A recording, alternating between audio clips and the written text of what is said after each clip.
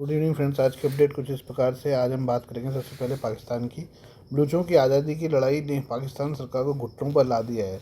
बलूचिस्तान में पाकिस्तान के पंजाब प्रांत के लोगों की पहचान कर हत्याएं की जा रही हैं, जिससे पंजाब के लोग बलूचिस्तान से भागने लगे हैं। वहीं अब बलूचिस्तान की सरकार ने कई प्रमुख राष्ट्रीय राजमार्गों पर रात के समय यात्रा पर प्रतिबंध लगा दिया है। पाकिस्तान अखबार द ट्रिब्यून की रिपोर्ट के मुताबिक बलूचिस्तान के कई जिलों के कमिश्नरों ने सरकार के आदेश के बाद अध्यादेश जारी कर दिए हैं। कच्छी, नौशकी, मूसा खेल, ग्वादर और झोब सहित कई जिलों के प्रमुख मार्गों पर रात के वक्त यात्रा करने पर प्रतिबंध लगा दिया गया है। सरकारी अधिसूचना के मुताबिक प्रतिबंध को सार्वजनिक परिवहनों पर लागू किया गया है। इसके तहत नेशनल हाईवे से शाम 6 बजे से सुबह 6 बजे तक यात्रा पर प्रतिबंध लगा दिया गया है। प्रतिबंध कई महत्वपूर्ण राजमार्गों पर लगाए गए हैं, जिसमें Quetta Taftan road, Loralai Dera Ghazi Khan road, Sibi road, coastal highway और झोब डेरा इस्माइल खान रोड शामिल है। बलूचिस्तान की सरकार ने बलूच लिबरेशन आर्मी के बढ़ते हमलों के बीच हाईवे पर रात के समय यात्रा करने पर प्रतिबंध लगाया है।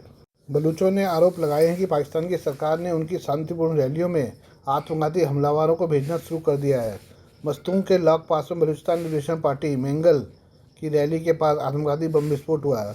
बलूचों ने कहा कि पाकिस्तान की सरकार आतंकवादी घटनाओं को अंजाम दे रही है। दूसरी तरफ बलूच विद्रोही पंजाब के लोगों की हत्याओं में जुटे हैं। पाकिस्तान ट्रिब्यून की रिपोर्ट के मुताबिक पिछले सप्ताह कलात और नौशकी जिलों में 4 मजदूर और 4 पुलिसकर्मी समेत कम से कम 8 लोगों की हत्या कर दी गई। इसके अलावा 2 दिन पहले ग्वादर के कलमात इलाके में कराची जाने वाली एक बस को हथियारबंद लोगों ने रोक लिया और पंजाब के लोगों को जबरन उतारने के बाद पहले उनकी पहचान की और 5 लोगों की मौत के घाट उतार दिया। पाकिस्तान ट्रिब्यून ने बताया कि इसके अलावा नुस्की दलबंदीन राजमार्ग पर अर्धसैनिक बलों के काफिले पर हमला किया गया, जिसमें 5 जवानों की मौत हो गई और 35 लोग घायल हो गए।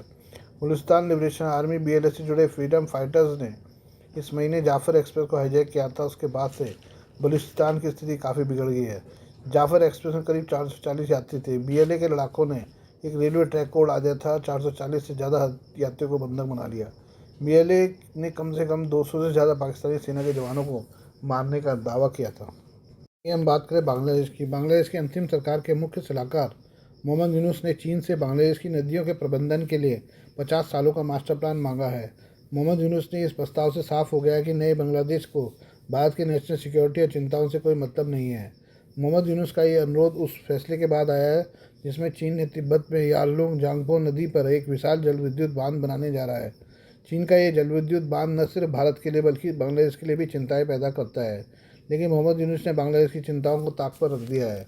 आपको बता दें कि मोहम्मद यूनुस 26 से 29 मार्च तक के लिए चीन के दौरे पर थे और इस दौरान उन्होंने चीनी राष्ट्रपति शी जिनपिंग से मुलाकात की थी।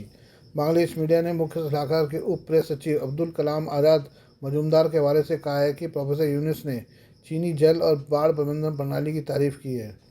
उन्होंने कहा कि देश ने कुछ कठिन जल मुद्दों के प्रबंधन में बेहतरीन काम किया है।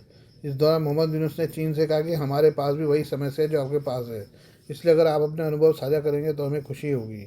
आपको बता दें कि बांग्लादेश डेल्टा देश है। देश में कई नदियां हैं, लेकिन कई बार इन नदियों की वजह से बाढ़ आती है, जिससे काफ़ी नुकसान होता है।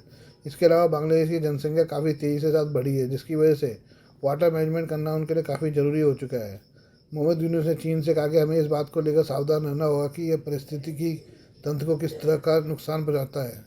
बांग्लादेशी मीडिया के मुताबिक यूनुस ने प्रस्तावित मेगा डैम के बारे में भारत की चिंताओं को भी चीन के सामने उठाया है। उन्होंने कहा कि जनसंख्या में वृद्धि और विकास की मांग के कारण लोग नदियों के किनारे की ज़मीन पर कब्जा कर रहे हैं। रिपोर्ट के मुताबिक उन्होंने कहा कि ऊपरी तटवर्तीय भारत में भी यही मांग बढ़ी है। मोहम्मद यूनुस ने कहा कि गाद जमने से नदियों के बीच ज़मीन बन रही है, इसकी वजह से नदियों की मौत हो रही है। जिसके बाद उन्होंने जल प्रबंधन के लिए चीन को मास्टर बताया और कहा कि बांग्लादेश को चीन से काफ़ी कुछ सीखना है। उन्हें चीन से जल प्रबंधन में राष्ट्रपति शी जिनपिंग के नज़रिए को शेयर करने का आग्रह किया। इसके बाद चीन ने बांग्लादेश से जल प्रबंधन को लेकर मास्टर प्लान और टेक्नोलॉजिकल मदद देने का वादा किया है। मोहम्मद यूनुस का चीन से वाटर मैनेजमेंट मास्टर प्लान मांगना भारत को परेशान कर सकता है। ये न सिर्फ भारत की जल सुरक्षा को प्रभावित करता है, बल्कि चीन और बांग्लादेश के बीच बढ़ने वाली नज़दीकियों को लेकर भी आगाह करता है। पिछले साल दिसंबर में ही चीन ने यारलुंग जांगपो नदी की निचली पहुंच पर हाइड्रो पावर बांध के निर्माण को मंजूरी दी थी। ये प्रोजेक्ट $137 बिलियन की लागत का है। इसे दुनिया का सबसे बड़ा पनबिजली परियोजना माना जा रहा है। चीन को उम्मीद है कि यह सालाना लगभग 300 बिलियन किलोवाट बिजली का उत्पादन करेगा। इसका मतलब यह है कि चीन में यांगजी नदी पर बने 3 गॉर्जस डैम से 3 गुना ज़्यादा बिजली पैदा करेगा। भारत और बांग्लादेश से ब्रह्मपुत्र नदी बहती है, लिया, यह दोनों ही देश के लिए परेशानी की बात है। ये नदी पश्चिमी तिब्बत में एंग्सी ग्लेशियर से निकलती है और ये कैलाश पर्वत और मानसरोवर झील के दक्षिण पूर्व में बहती है। इसके बाद दक्षिण तिब्बत घाटी और यारलुंग सेंगपो में ये नदी ग्रैंड कैनियन बनाती है। इसके बाद ये नदी भारत में अरुणाचल प्रदेश में प्रवेश करती है, जहाँ से सियांग के नाम से जाना जाता है। अरुणाचल प्रदेश में पहुँच ये नदी काफ़ी चौड़ी हो जाती है और फिर ये नदी बहती हुई असम पहुँचती है। असम पहुँचने पर यह दिबांग और लोहित सहायक नदियों में मिल जाती है और इसे ब्रह्मपुत्र के नाम से जाना जाता है। असम से ब्रह्मपुत्र बांग्लादेश में चली जाती है। भारतीय विदेश मंत्रालय के प्रवक्ता रणदीप जायसवाल ने इस साल की शुरुआत में कहा था कि निचले तटवर्ती राज्य के रूप में हमने नदी के पानी के उपयोग के अधिकार स्थापित किए हैं। उन्होंने कहा कि हमने विषय के स्तर के साथ साथ राजनयिक चैनलों के माध्यम से चीनी पक्ष को उसके क्षेत्र में मेगा परियोजनाओं पर अपने विचार और चिंताएं लगातार बताई हैं। लेकिन यूनुस ने चीन से ऐसे समय पर मास्टर प्लान मांगा है जब अप्रैल के हफ्ते में बैंकॉक में आयोजित होने वाले बंगाली खाड़ी बहुक्षेत्रीय तकनीकी और आर्थिक सहयोग बिम्स्टेक शिखर सम्मेलन के दौरान उनके और प्रधानमंत्री नरेंद्र मोदी के बीच संभावित द्विपक्षीय बैठक में बारे में अटकलें लगाई जा रही हैं। ये हम बात करें म्यांमार की। म्यांमार में जुंटा शासन और विद्रोही गुटों के बीच चल रही लड़ाई में चीन को झटका लगा है। विद्रोही गुटों ने म्यांमार के दुर्लभ खनिज तत्वों पर कब्जा करते हुए इनके चीन को होने वाले व्यापार को रोक दिया है। काचिन इंडिपेंडेंस आर्मी के विद्रोहियों ने जुंटा को हराते हुए उत्तरी म्यांमार के काचिन में दुर्लभ खनन क्षेत्र में कब्जा किया है। एक महत्वपूर्ण संसाधन संपन्न क्षेत्र पर नियंत्रण होना विद्रोही गुट किया के लिए बड़ी कामयाबी है। यही वे घटनाक्रम जुंटा कहे जाने वाले देश की सैन्य शासकों को झटका है। किया ने कचिन के खनन क्षेत्र पर कब्जा करते हुए चीन की होने वाली पवन टरबाइन और इलेक्ट्रिक वाहनों में इस्तेमाल होने वाले खनिजों की आपूर्ति को रोका है। इससे इन अहम खनिजों की कीमतें आसमान छू गई हैं। किया के इस कदम का मकसद चीन पर दबाव बनाना है। चीन ने अभी तक म्यांमार की सैन्य सरकार का समर्थन किया है। चीन का म्यांमार के काचिन राज्य में दुर्लभ पृथ्वी खनन में भारी निवेश है। खनिज संपन्न होने की वजह से भारत भी इस क्षेत्र में दिलचस्पी रखता है। काचिन इंडिपेंडेंस आर्मी के विद्रोहियों ने बीते साल के आखिरी में उन क्षेत्रों पर कब्जा किया है जहाँ से बड़े पैमाने पर खनिजों को निकाले जाते हैं। इससे पवन टरबाइन और इलेक्ट्रिक वाहनों में इस्तेमाल होने वाले खनिजों की चीन को आपूर्ति बाधित हो गई है। चीनी सीमा शुल्क के आंकड़ों के अनुसार म्यांमार से चीन को दुर्लभ पृथ्वी ऑक्साइड और यौगिकी का आयात फरवरी में 311 मीट्रिक टन तक गिर गया है। यह पिछले साल की तुलना में 89% कम है। कचिन लैंड रिसर्च सेंटर के कार्यकारी निदेशक डैन शेंग लांग का कहना है कि किया वे दुर्लभ पृथ्वी भंडार का इस्तेमाल चीन के साथ बातचीत में दबाव बनाने के लिए करना चाहते हैं। क्षेत्र की जानकारी रखने वाले एक्सपर्ट्स का मानना है कि भारत भी इस क्षेत्र में दिलचस्पी दिखा रहा है, जो चीन का क्षेत्रीय प्रतिद्वंदी है।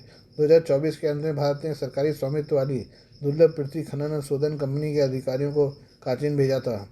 किया म्यांमार के कई सशस्त्र समूह में से एक है जो जुंटा सैन्य शासन के खिलाफ लड़ रहे हैं। किया म्यांमार का सबसे बड़ा और सबसे पुराना जातीय मिलिशिया है। काचिन ज़्यादातर ईसाई हैं। उनके बमर बौद्ध बहुसंख्यकों से शिकायत रही है। म्यांमार में 2021 से चल रहे गृह युद्ध में चीन ने जुंटा का साथ दिया है। ऐसे में किया जैसे विद्रोही गुट चीन पर दबाव बनाकर इस स्थिति को बदलने की कोशिश में है। ये हम बात करें म्यांमार के भूकंप के बारे में। म्यांमार के भूकंप पीड़ितों की मदद के लिए भारत सरकार ने ऑपरेशन बर्मा शुरू किया है। पीड़ितों की मदद के लिए वायुसेना की मदद से खेप भेजी गई है।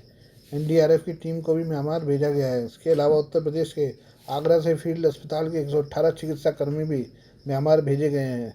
इसके अलावा अब नौसेना की टीम राहत और बचाव सामग्री लेकर यांगून रवाना हुई है। एक दिन पहले विदेश मंत्रालय ने ऑपरेशन बर्मा को लेकर जानकारी दी थी। विदेश मंत्रालय के प्रवक्ता रणदीप जायसवाल ने बताया था कि बर्मा सृजन के देवता हैं, इसलिए ऑपरेशन के नाम विशिष्ट है। उन्होंने कहा संकट के समय सबसे पहले मदद करना भारत की विदेश नीति का हिस्सा है। विदेश मंत्रालय के मुताबिक भारत सबसे पहले प्रतिक्रिया देने वाला देश रहा है। जब चक्रवात यांगी ने म्यांमार पर कहर बरपाया था, उस समय भी भारत ने अभियान चलाया था। हमने म्यांमार के लोगों के लिए राहत सामग्री, मानवीय सहायता प्रदान की है। न केवल म्यांमार के लोगों को बल्कि कई अन्य देशों को भी जो इससे प्रभावित हुए हैं। गौरतलब है कि म्यांमार में आए भूकंप के कारण थाईलैंड में भी बड़ा नुकसान हुआ है। एक वीडियो में बैंकॉक की 33 मंजिला इमारत गिरती देखी गई है। इस मामले में चीन का कनेक्शन होने की खबर सामने आई है। इस प्रकरण में थाईलैंड सरकार ने जांच शुरू कर दी है। Please do like, share and subscribe this channel of my news, views and analysis by Prakash.